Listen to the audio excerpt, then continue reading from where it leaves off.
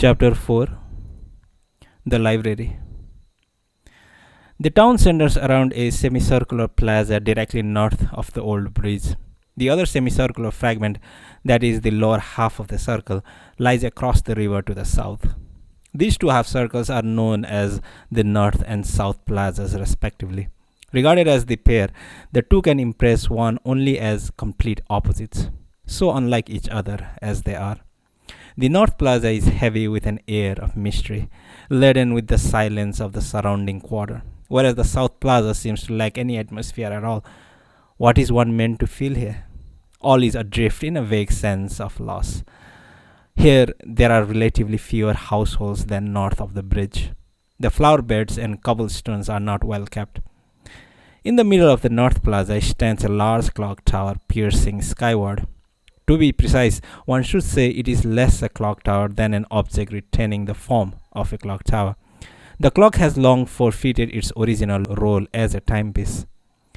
It is a square stone tower, narrowing up its height. Its face is oriented in compass fashion toward the cardinal directions. At the top are dials on all four sides, their hands frozen in place at 35 minutes past 10. Below, small portals give into what is likely a hollow interior. One might imagine ascending by ladder within, but for the fact that no entrance is to be found at the base. The tower climbs so high above the plaza that one has to cross the old bridge to the south even to see the clock.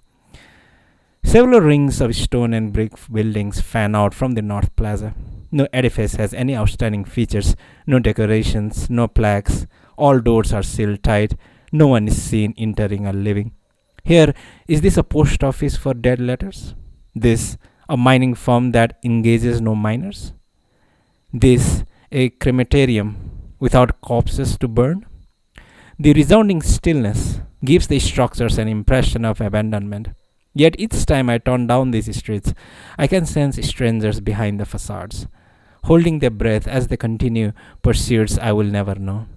The library stands in one block of this quarter, none the more distinguished from being a library. It is an utterly ordinary stone building. There is nothing to declare it a library. With its old stone walls faded to a dismal shade, the shallow eaves over the iron-grilled windows, and the heavy wooden doors, it might be a grain warehouse. If I had not asked the gatekeeper to explain the way there in some detail, I would never have recognized it as a library. Soon as you get settled, go to the library, the gatekeeper tells me my first day in town. There is a girl who minds the place by herself. Tell her the town told you to come read Old Dreams. She will show you the rest. Old dreams, I say. What do you mean by old dreams? The gatekeeper pauses from whittling a round peg, sets down his penknife, and sweeps the wood shavings from the table. Old dreams are old dreams. Go to the library. You will find enough of them to make your eyes roll. Take out as many as you like and read them good and long. The gatekeeper inspects the pointed end of his finished peg, finds it to his approval, and puts it on the shelf behind him. There, perhaps 20 of the same round pegs are lined. Ask whatever questions you want, but remember, I may not answer, declares the gatekeeper, folding his arms behind his head. There are things I cannot say, but from now on you must go to the library every day and read dreams.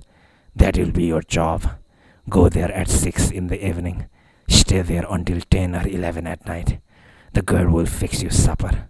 Other times you are free to do as you like. Understand? Understand, I tell him. How long am I to continue at that job? How long? I cannot say, answers the gatekeeper. Until the right time comes. Then he selects another scrap of wood from a pile of kindling and starts whittling again. This is a poor town. No room for idle people wandering around. Everybody has a place. Everybody has a job. Yours is in the library reading dreams. You did not come here to live happily ever after, did you? Work is no hardship. Better than having nothing to do, I say. There you are, says the gatekeeper, nodding squarely as he eyes the tip of his knife. So the sooner you get yourself to work, the better. From now on, you are the dream reader. You no longer have a name, just like I am the gatekeeper. Understand? Understood, I say. Just like there is only one gatekeeper in this town, there is only one dream reader. Only one person can qualify as dream reader. I will do that for you now. The gatekeeper takes a small white tray from his cupboard, places it on the table, and pours oil into it. He strikes a match and sets the oil on fire. Next, he reaches for a dull, rounded blade from his knife rack and hits the tip for 10 minutes. He blows out the flame and lets the knife cool. With this, I will give you a sign, Says the gatekeeper. It will not hurt. No need to be afraid. He spreads wide my right eye with his fingers and pushes the knife into my eyeball. Yet, as the gatekeeper said, it doesn't hurt, nor am I afraid. The knife sinks into my eyeball, soft and silent, as if dipping into jelly. He does the same with my left eye. When you are no longer a dream reader, the scars will vanish, Says the gatekeeper, putting away the tray and knife. The scars are the sign of the dream reader. But as long as you bear this sign, you must beware of light. Hear me now. Your eyes cannot see the light of day. If your eyes look at the light of the sun, you will regret it. So you must only go out at night or on grey days. When it is clear, darken your room and stay safe indoors. The gatekeeper then presents me with a pair of black glasses. I am to wear these at all times except when I sleep. So it was, I lost the light of day. It is in the evening, a few days later, that I go my way to the library. The heavy wooden door makes a scraping noise as I push it open. I find a long, straight hallway before me. The air is dusty and stale, an atmosphere the years have forsaken. The floorboards are worn where once tread upon, and the plaster walls yellowed to the color of the light bulbs. There are doors on either side of the hallway, each doorknob with a layer of white dust. The only unlocked door is at the end, a delicate frosted glass panel behind which shines lamplight. I rap upon this door, but there is no answer. I place my hand on the tarnished brass knob and turn it, whereupon the door opens inward.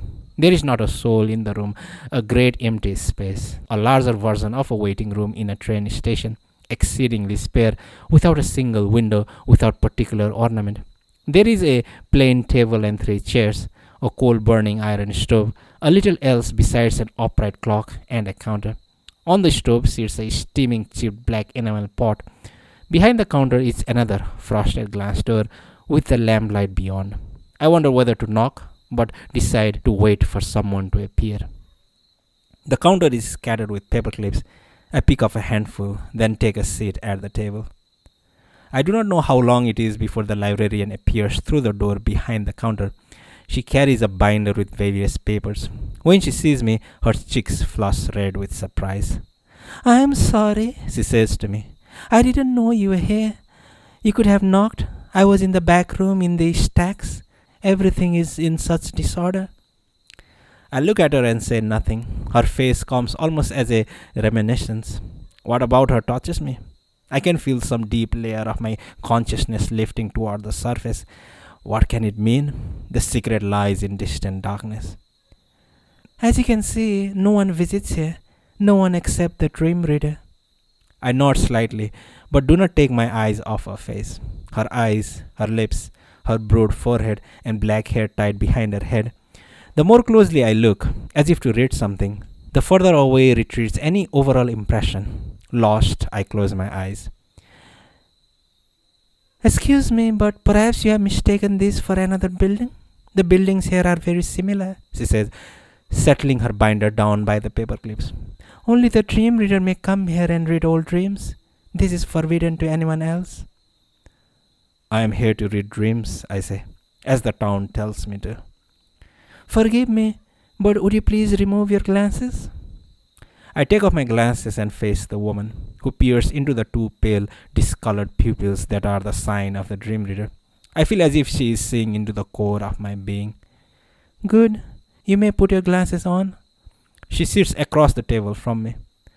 "Today I am not prepared. Shall we begin tomorrow?" she says. "Is this room comfortable for you? I can unlock any of the other reading rooms if you wish." "Here is fine," I tell her. "Will you be helping me?"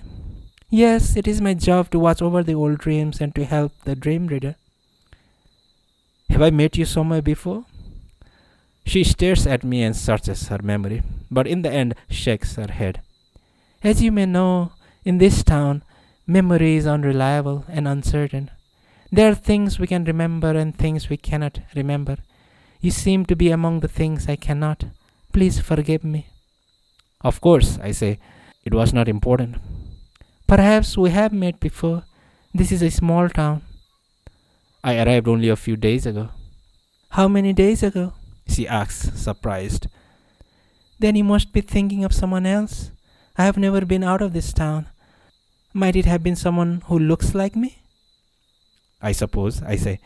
Still, I have the impression that elsewhere we may all have lived totally other lives and that somehow we have forgotten that time. Have you ever felt that way? No, she says. Perhaps it is because you are a dream reader. The dream reader thinks very differently from ordinary people. I cannot believe her. Or do you know where this was? I wish I could remember, I say. There was a place and you were there. The library has high ceilings. The room is quiet as the ocean floor. I look around vacantly, paper clips in hand. She remains seated. I have no idea why I am here either, I say. I gaze at the ceiling. Particles of yellow light seem to swell and contract as they fall. Is it because of my scarred pupils that I can see extraordinary things? The upright clock against the wall metes out time without sound.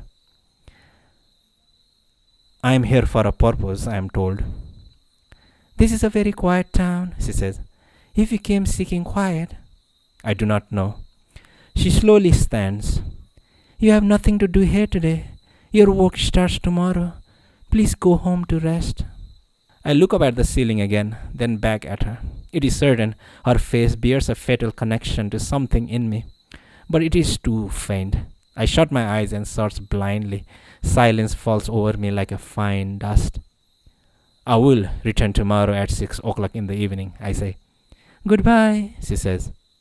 On leaving the library, I cross the old bridge. I lean on the handrail and listen to the sound. Listen to the river. The town is now devoid of beasts. The clock tower and the wall that surrounds the town, the buildings along the riverbank, and the Southwood Mountains to the north are all tinged with the blue-grey gloom of dusk. No sound reaches my ears except for the murmur of the water. Even the birds have taken leave. If you came seeking quiet, I hear her words. Darkness gathers all around. As the streetlights by the river blink on, I set out down the deserted streets for the western hill.